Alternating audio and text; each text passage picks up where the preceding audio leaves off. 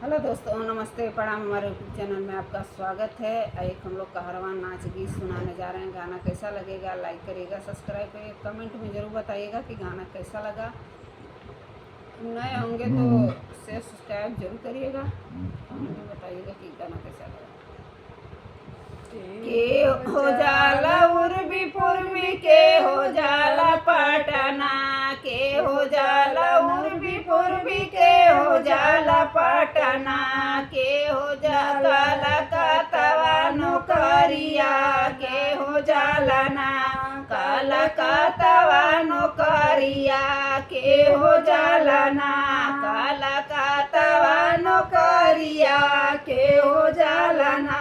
ससुर जाने उर्वी पूर्वी, बसुर जाने पटना, ससुर जाने उर्वी पूर्वी, बसुर जाने पटना।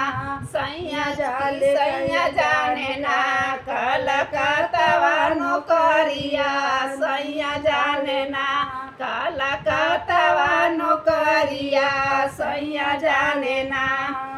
ससुरुला में साड़ी साया, बसुरुला में कंगना, ससुरुला में साया साड़ी, बसुरुला में कंगना।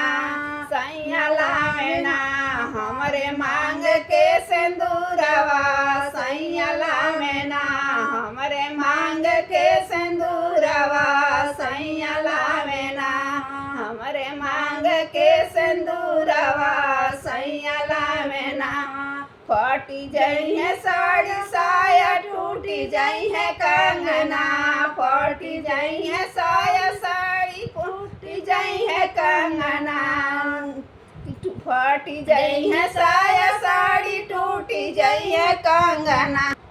कि जुग जुग जिए हमरे मांग के सिंदूरवा, जुग जुग जिए हमरे मांग के सिंदूरवा।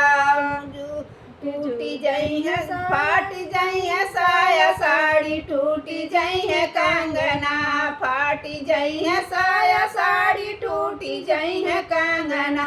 कि जुग जुग जिए हमरे 16 हो सिंगारवा, जुग जुग जी है हमरे 16 हो सिंगारवा।